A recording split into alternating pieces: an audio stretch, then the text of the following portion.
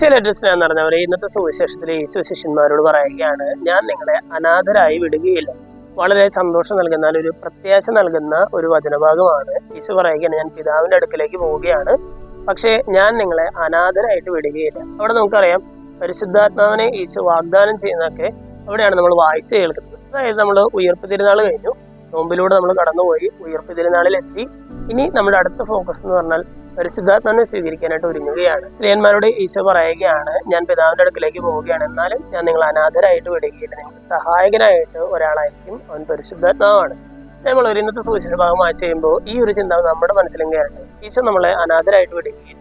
നമ്മുടെ ജീവിതത്തിന്റെ ഏകാന്തതയിലും നമ്മുടെ ജീവിതത്തിന്റെ സഹനങ്ങൾക്കിടയിലും ഈശോ നമ്മളെ അനാഥരായിട്ട് വിടുകയില്ല. നമുക്ക് സഹായകനായിട്ട് ഒരാളെ അവിടുന്ന് പ്രദാനം ചെയ്യുന്നുണ്ട്, വാഗ്ദാനം ചെയ്യുന്നുണ്ട്. ഈ പരിശുദ്ധാത്മാവിനെ സ്വീകരിക്കാനായിട്ട് നമുക്ക് ഒരുങ്ങാം. ദൈവം നമ്മളെല്ലാവരെയും സമൃദ്ധമായിട്ട് അനുഗ്രഹിക്കും.